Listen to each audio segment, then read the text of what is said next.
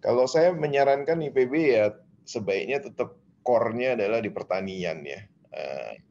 Walaupun kita mengembangkan ke yang lain karena Indonesia bagaimanapun membutuhkan pengembangan di bidang pertanian yang sangat terkelola dengan baik lah. Memang ya saya nggak bisa menyalahkan saya dan teman-teman yang tidak berkarya di bidang pertanian akhirnya.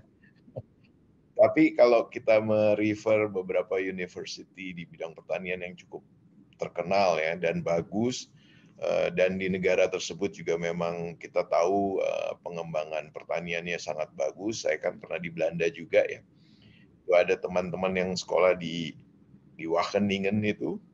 Nah, itu adalah salah satu university yang fokus di pertanian dan bagus. Nah, saya kira kalau Indonesia ke depannya masih sangat butuh orang-orang yang di bidang pertanian.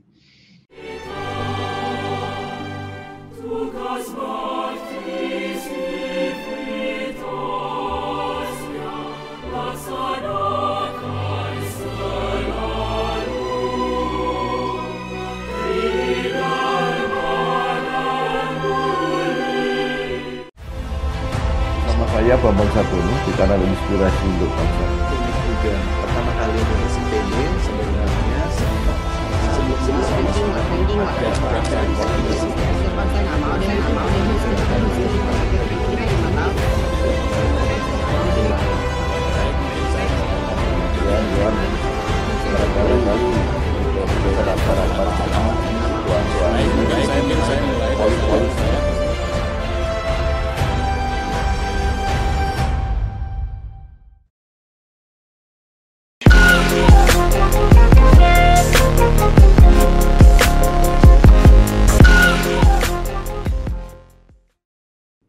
Assalamualaikum warahmatullahi wabarakatuh.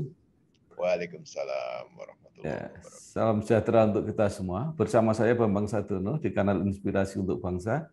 Mudah-mudahan kanal ini selalu bisa memberi inspirasi, motivasi, dan edukasi. Kami sedang mempersiapkan beberapa video wawancara untuk ikut memberi makna 59 tahun Institut Pertanian Bogor. Menurut rencana, wawancara ini akan kami bukukan. Dan saat ini saya sudah bersama dengan salah seorang alumnus IPB, yaitu Bapak Ari Widya Novianto. Nah, beliau ini jabatannya luar biasa, General Secretary, ya, nanti biar diterangkan beliau sendiri, Sekretaris Jenderal Total Energy Marketing and Services yang sekarang berkantor di Singapura, tapi beliau juga tetap merangkap sebagai Presiden dan GM Total Exploration and Production Indonesia di Indonesia. Apa kabar, Pak? Kabar baik, alhamdulillah. Ya, Pak Ari mungkin bisa cerita karena ini nanti sangat menarik menurut saya.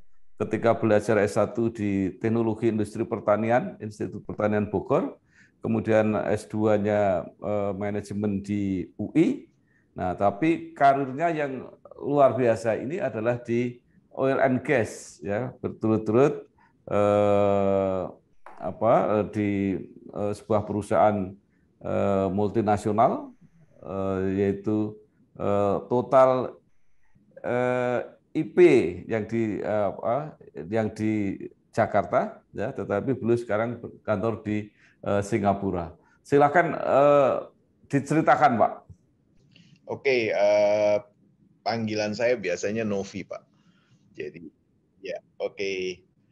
Saya kira sih seperti yang lain, saya masuk IPB itu waktu itu masih masuk program PP2 ya. Proyek Perintis 2, jadi tanpa tes, berdasarkan hasil evaluasi prestasi kita di SMA.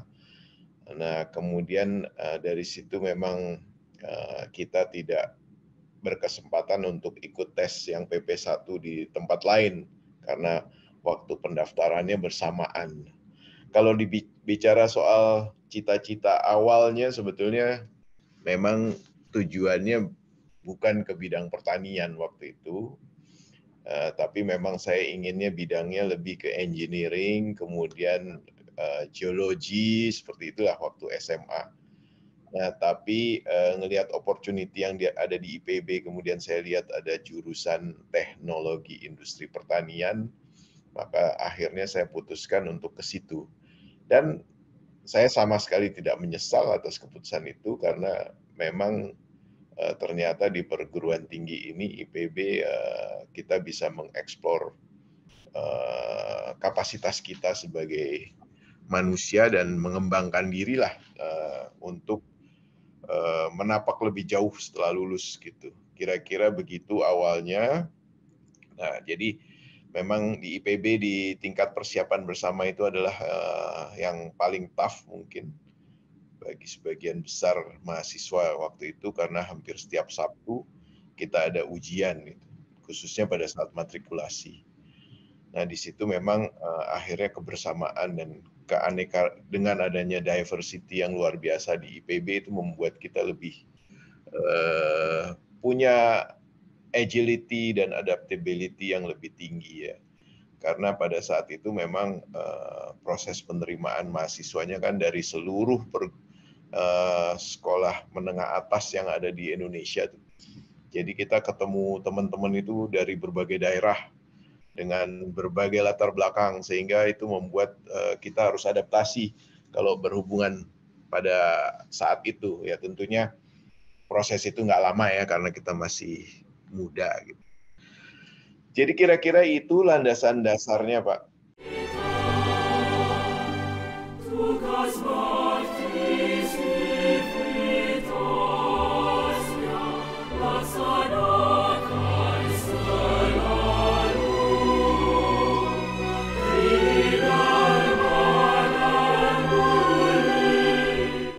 Rupanya karena cita-cita awal Bapak untuk bekerja di bidang engineering, geologi, dan sebagainya itu, apakah itu yang membawa Bapak akhirnya bekerja di perusahaan yang sekarang ini walaupun sekolahnya di IPB?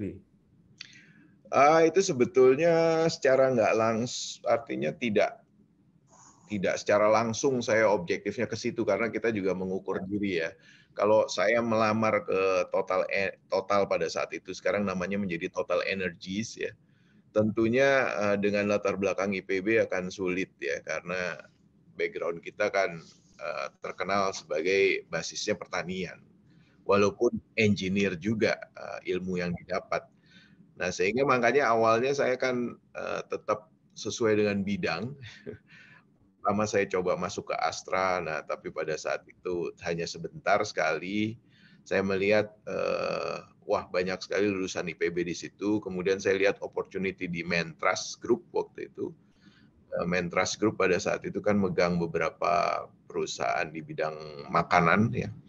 Mungkin kalau Bapak masih ingat termasuk Susu Bendera, kemudian pengalengan Pronas dan lain-lain. Nah, waktu itu saya ditempatkan di divisi pengalengan tuna di Bali dan kemudian pindah ke Muncar. Nah, pada saat saya di situ, karir saya cukup bagus, artinya dalam waktu sangat singkat saya menjadi plant manager di pabrik tuna, pengalengan tuna terbesar di Indonesia saat itu. Nah, kemudian setelah beberapa tahun, 3 tahun lebih saya menjadi plant manager.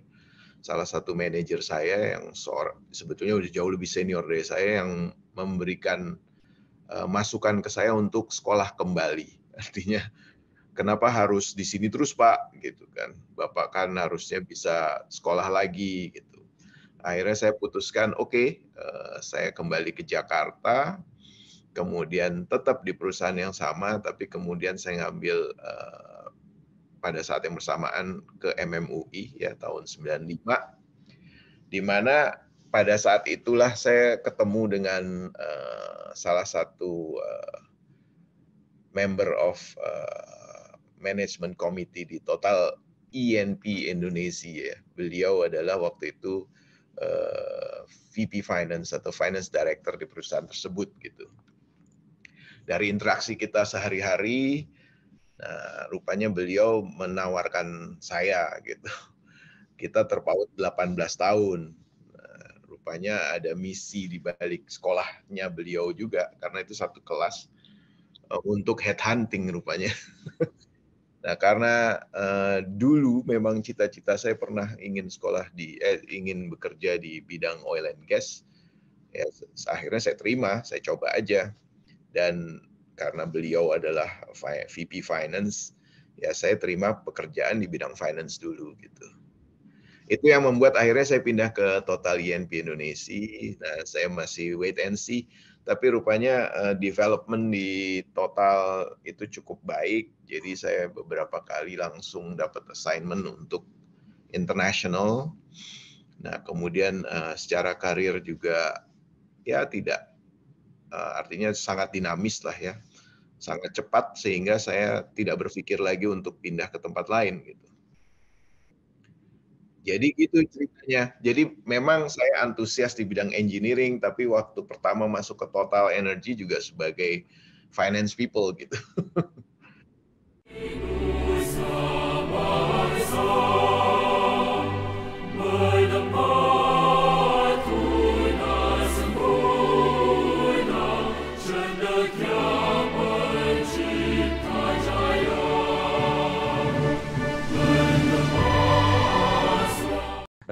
Luar biasa juga, artinya akhirnya justru fokus di bidang keuangan.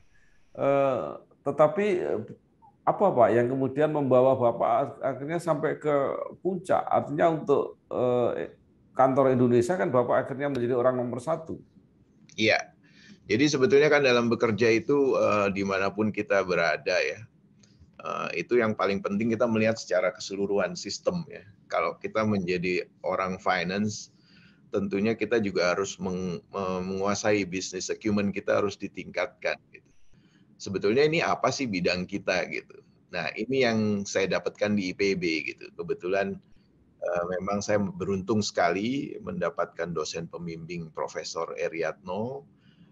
Beliau adalah ahli sistem yang salah satu yang terbaik di Indonesia, sehingga beliaulah yang memberikan wawasan bahwa saya ingin kalian berperan di bidang yang lebih besar gitu, mau international atau national. Nah dari situlah makanya mungkin saya kira saya terdetek dari top level management di head office sebagai seseorang yang berpotensi untuk berkarir tidak hanya di bidang finance tapi lebih luas lagi. Maka dari itu kalau Pak Bambang lihat CV saya kan juga saya pernah megang human resources, communications, kemudian termasuk relation dengan government dan lain-lain. Nah ini yang membuat akhirnya saya menjadi President and General Manager di Total INP Indonesia itu. Ya, Bapak kemudian sekarang ditarik di dalam tanggung jawab yang lebih luas, ya, nanti mungkin bisa Bapak ceritakan. Tapi apakah itu juga apa Pak isyarat bahwa kegiatan di Indonesia itu makin berkurang? Jadi memang bisnis ini bukan bisnis yang instan ya. Artinya kita nggak bisa masuk kemudian langsung besar gitu. Butuh effort, apalagi kalau kita bicara soal upstream seperti waktu kita pegang Mahakam. Ya, Mahakam kita develop dari tahun 70-an, kita masuk di situ tahun 68, ke Indonesia tahun 68, tapi kemudian megang Mahakam mulai tahun 70. Nah, karena discovery yang pertama di tahun 72, akhirnya kita berproduksi lah di situ. Nah, kalau nature oil and gas business itu kan sesuai dengan reservoir yang ada ya. Makanya kita harus terus mencari, mendevelop sumur-sumur baru, kemudian mengembangkan reservoir itu sehingga akhirnya berproduksi maksimum. Nah, pada tahun 2017 kan Pak Bambang tahu bahwa kontrak Total INP Indonesia atau Total Energy di Mahakam berakhir, kemudian di handover ke Pertamina, sehingga kita untuk INP, Exploration and Production, hanya tinggal di satu blok yang namanya Sebuku, di mana operatornya adalah Mubadala Energy sekarang ya.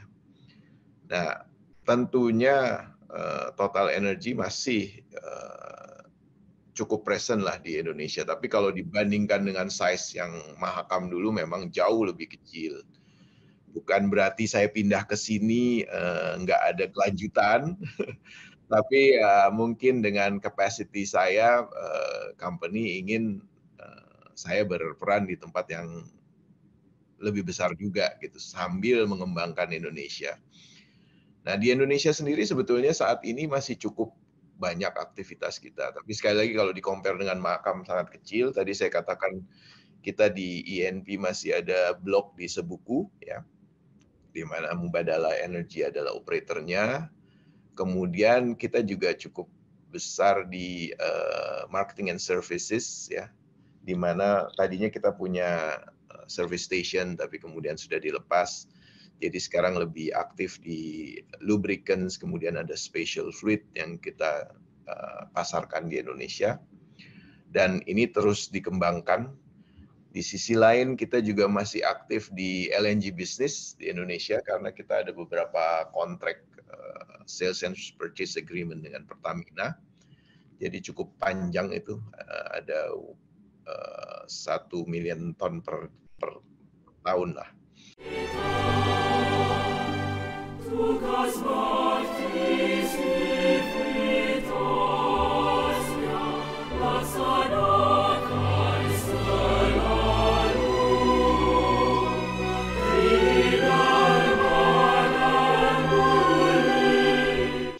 Nah, di sisi lain kita juga masih punya kontrak dengan Arun, Perta Arun Gas untuk menggunakan fasilitas storage-nya di sana berkaitan dengan LNG bisnis kita.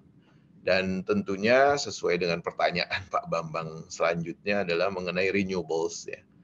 Nah, saat ini kan memang kita sedang transformasi energi, ya, untuk mencapai net zero in 2050, ya, sesuai dengan saya rasa tren dimanapun. Indonesia mungkin targetnya 2060, tapi total energi mentargetkan di 2050. Nah, sehingga kita juga masuk ke renewables. Fokus awal adalah di solar and wind energy. Nah, kita udah masuk di banyak sekali rooftop di industrial sites, ya. Dan sekarang sedang menjajaki untuk power plant scale. Nah, memang marketnya tidak mudah karena kita tahu PLN adalah sangat dominan, ya, untuk penyediaan electricity, sehingga setiap kali kita mendevelop renewables energy kita tetap harus berkoordinasi dengan PLN. Nah, kira-kira seperti itu. Nah, kedepannya tentunya tidak hanya tertutup di bidang yang tadi saya katakan solar dan wind, tapi kita juga mengembangkan baterai, ya. Jadi baterai energy storage itu juga bagian dari bisnisnya Total Energy. Sekarang kita sudah memasukkan sebetulnya baterai kita mereknya SAF untuk berbagai industrial facilities, termasuk di kilang-kilangnya Pertamina, dan nantinya tentunya karena renewables ini kebanyakan sifatnya intermittent, maka baterai energy storage ini menjadi salah satu fasilitas yang penting juga. Hydrogen juga kita lihatlah ke depannya potensinya gimana. Jadi setiap negara kita sedang jajaki, termasuk Indonesia adalah di dalam radar yang ada 60 negara yang kita lihat untuk pengembangan multi energi. Indonesia adalah salah satunya. Ya, Pak, saya yang ingin tanya begini, apakah ini momentumnya kebetulan, ya, atau bersamaan setidaknya untuk Indonesia bahwa kita akan mengurangi energi fosil, mengganti dengan energi terbarukan, tapi pada saat yang sama sebenarnya kan juga cadangan fosil kita ini sebenarnya sudah berkurang. Jadi mana sebenarnya yang paling relevan? Karena kita cadangannya berkurang, maka pindah ke EBT itu, atau karena tuntutan untuk itu dekarbonisasi itu yang menyebabkan kita bergerak untuk energi baru. Sebetulnya paralel lah, Pak. Jadi pemerintah juga tidak berhenti untuk menginvite investment di bidang oil and gas, ya. Dan cadangan Indonesia sebetulnya kalau bicara resources itu masih cukup besar, hanya memang challenge-nya adalah semakin sulit untuk dikembangkan dan semakin mahal gitu. Karena dengan harga energi sekarang mungkin masih lumayan, tapi tetap kita katakan cukup mahal karena bergeser ke timur, di mana infrastrukturnya juga belum bagus. Kemudian kalau kita bicara kedalamannya juga semakin dalam dan banyak ada di laut-laut dalam. Di sisi lain juga ada constraint lain terhadap kandungan CO2-nya yang makin tinggi, sehingga proses untuk carbon capture and storage itu harus dilakukan dan itu butuh biaya juga. Jadi di sisi lain memang saya rasa sih tren di seluruh dunia untuk mengembangkan decarbonized product ini ya. Sehingga secara paralel gitu. Memang kalau kita bandingkan dengan beberapa negara lain, ya mereka masih beruntung seperti di Middle East terutama itu kan kita lihat cadangan migasnya masih luar biasa tingginya. Tapi bukan berarti mereka tidak mengembangkan renewables energy ya. Karena kita bekerja sama juga di Qatar. Kita punya lapangan gas yang cukup besar bersama Qatar Energy, tapi di sisi lain kita kembangkan juga solar energy di situ gitu. Karena mempersiapkan masa depan lah ya.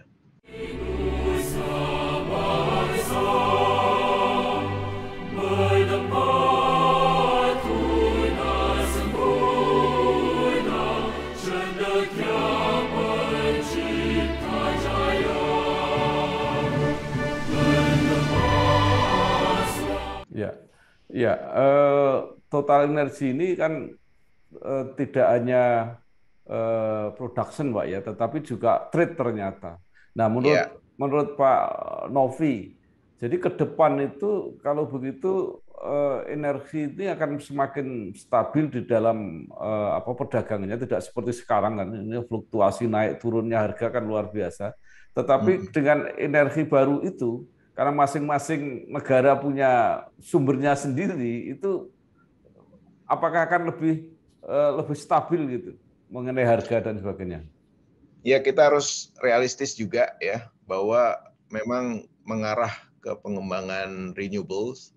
Tapi kalau dilihat proporsinya sampai dengan 2050, saya kira fosil energi itu belum hilang gitu. Artinya masih cukup dominan ya.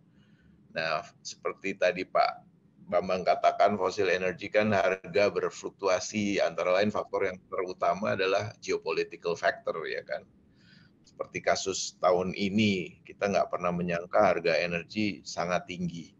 Dan hal yang baru adalah bahwa crude oil price memang harganya di sekitar 100 sampai 120 sempat ya, atau bahkan lebih sedikit. Tapi yang lebih mengagetkan adalah gas, ya kan. Kalau selama ini, sebelum tahun ini, harga gas itu secara dolar per equivalent barrel itu selalu di bawah crude. Ya. Tapi dengan geopolitical issue yang sekarang, Rusia dan jadi Ukraine, Rusia dan juga supply Rusia kepada Eropa menjadi sulit, ya. Sehingga harga gas jauh melampaui harga oil gitu. Nah, ini suatu hal yang baru. Jadi bahkan sampai 4 kali dari harga crude gitu. Kalau kita lihat harga di Eropa gitu. Dan harga di Asia juga mengikuti, kemudian harga di US yang biasanya harga gas itu sangat murah di kisaran 2 sampai 3 dolar per MMBTU, sekarang juga naik sampai lebih dari 6 dolar, itu sesuatu yang baru. Jadi kembali lagi ke pertanyaan Pak Bambang, ya masih agak jauh itu untuk melihat bahwa faktor fosil fuel menjadi hilang gitu. Karena mengembangkan kayak total energi kita kan juga berambisi untuk mencapai 100 gigawatt di tahun 2030 ya. Itu untuk renewables ya. 100 gigawatt kalau dilihat memang cukup besar. Tapi kalau kita bandingkan dengan produksi minyak dan gas atau minyak katakan, itu hanya sekitar ekuivalen dengan 500.000 barrel per day ya. Sehingga kalau kita lihat kebutuhan fossil fuel hari ini yang di atas mendekati 100 juta barrel ekuivalen, maka itu sangat jauh itu. Nah, kita mengharapkan tentunya semua parti bergerak untuk mencapai gigawatt yang jauh lebih tinggi, tapi kenyataannya memang butuh waktu lah. Pak, hati-hati yo. Bagi para pekerja keras yang berlomba dengan matahari pagi, Durung Kang. Ya, badai dengan kategori 4 ini datang dengan Bojomu yuk. Bojoku ngapa? ada jaminan kecelakaan kerja. Buat yang banting tulang demi cita-cita yang tersayang. Ada jaminan hari Boleh tua. jadi pilot nggak? Boleh, Nduk. Pokoknya Ibu dukung. hati-hati, Pak. Untuk yang memutar roda mengejar rezeki, nggak khawatir jalani hari. Ada jaminan kematian dan beasiswa 2 anak. BPJS Ketenagakerjaan agar mereka bisa kerja keras bebas cemas.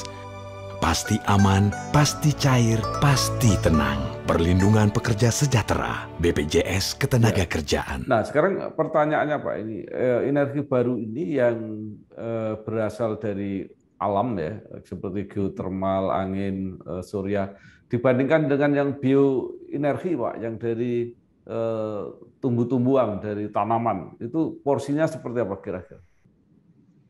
Harusnya akan lebih besar ya. Karena geothermal sendiri kan di Indonesia kapasitas potensinya ada 23 gigawatt lebih ya. Tapi yang saat ini dieksplor baru sekitar belum mencapai 3 gitu. Nah, kalau kita bicara bioenergy memang kelihatannya mudah, tapi kan ada isu environment juga di situ, sehingga karena kalau kita bicara NGO menentang, kemudian tidak setuju dengan pengembangan palm oil karena dianggap berkompetisi dengan lahan untuk pangan gitu, sehingga pengembangannya juga sangat terbatas. Maka dari itu sekarang Total Energy mengembangkan bio, kita juga sudah bekerja sama bahkan dengan beberapa airline besar termasuk Air France tentunya, untuk mensuplai Sustainable Aviation Fuel ya, SAF gitu, SAF. Nah, di mana kita sudah mendedicate satu refinery di Prancis untuk memproses itu, tapi kemudian tadinya kita menggunakan sebagian dari palm oil, tapi ditentang oleh Eropa sendiri. Nah, sekarang kita mengembangkan dari hewan. Jadi dari fat yang tidak terpakai dari pangan, sehingga itu tidak dianggap berkompetisi dengan makanan, karena itu adalah sisa-sisa dari apa yang kita makan. Di samping juga kita menggunakan beberapa tumbuhan lain untuk dikembangkan gitu.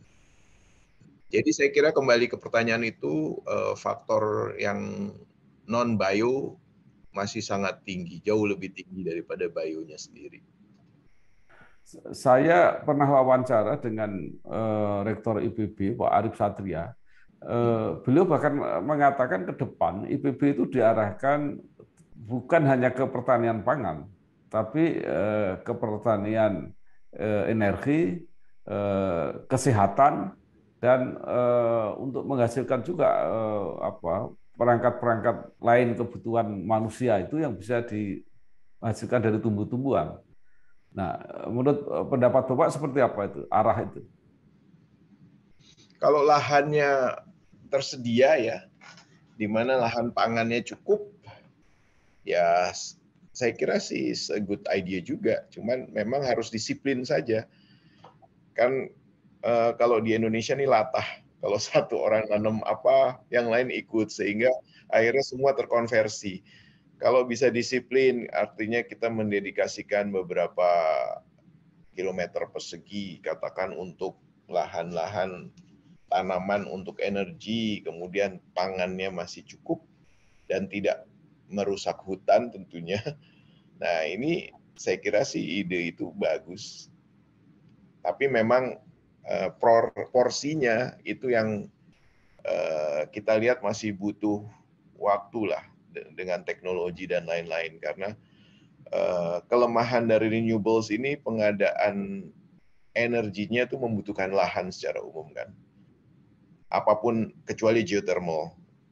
Kalau yang lain selalu misalnya solar, kita butuh lahan besar ya kan. Sejak 2017 kita aktif untuk di solar, tapi kenyataannya sampai saat ini yang sudah operation masih sekitar 10 megawatt peak gitu, masih jauh sekali dari target kita. Walaupun di pipeline kita sudah lebih dari 200 megawatt, tapi itu sekali lagi constraint-nya banyak gitu. Tapi ya kita tidak give up lah. Artinya ini untuk mencapai target net zero emission itu harus. Nah, menurut Prof. Arief, mengapa sekarang IPB mencanangkan agromaritim? Jadi lahannya bukan hanya di darat, tetapi juga laut itu akan digarap, dikembangkan. Kalau mengenai ini gimana pendapat Pak Novi? Untuk dikembangkan sebagai tempat pengembangan energi atau tanaman. Kalau tanaman saya nggak tahu Ya, teknologi. jadi Kalau misalnya seperti rumput laut dan sebagainya. Ya, tapi kembali lagi ya kita harus hati-hati dengan masalah lingkungan gitu kan. Karena memang lahannya cukup besar, tapi tentunya kita juga memprotek kan biodiversity laut, marine biodiversity juga harus diperhatikan.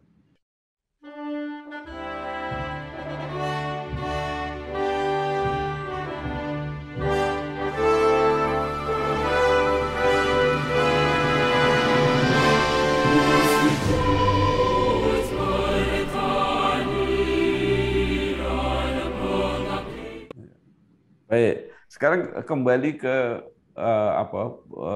pengajaran pendidikan di IPB.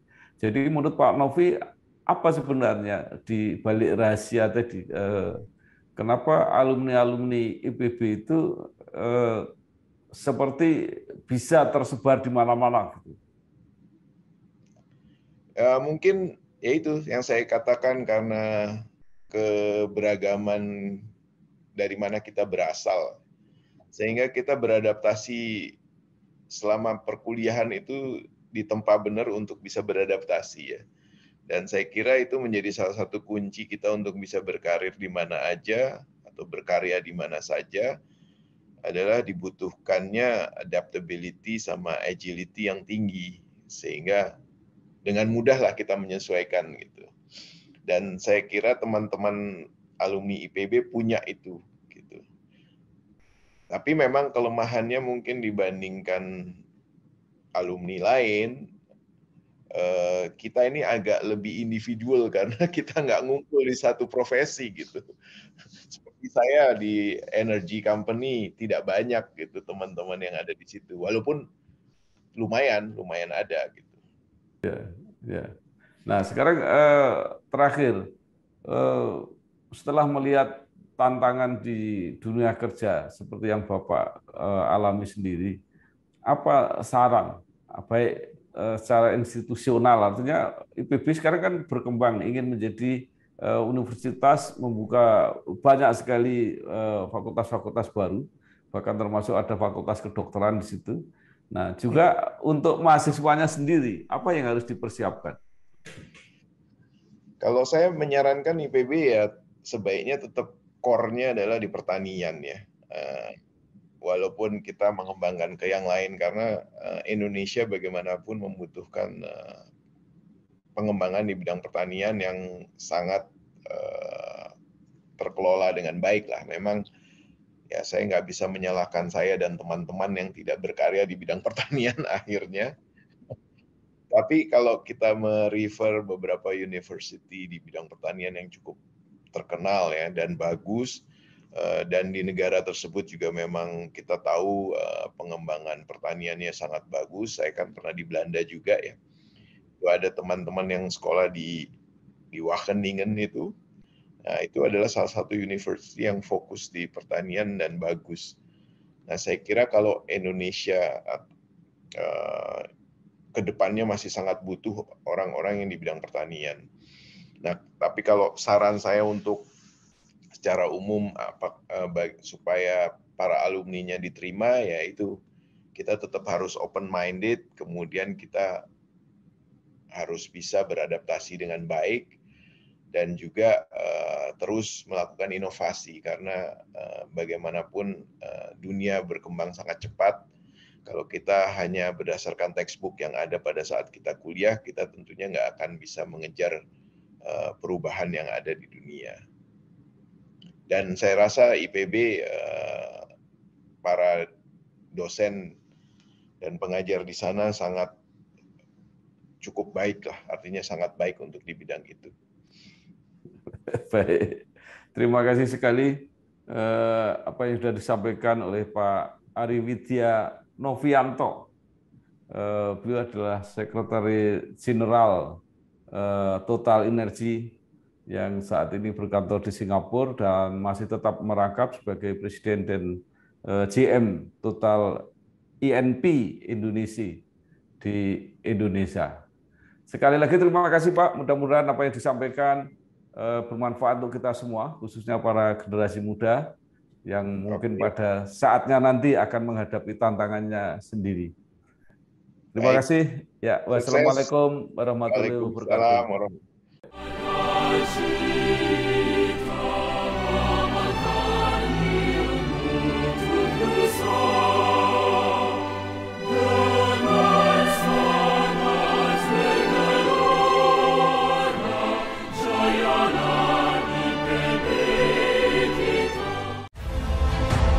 Saya Bambang Satono di kanal Inspirasi untuk Bangsa. Ini juga pertama kali lulus IPB sebenarnya sebelum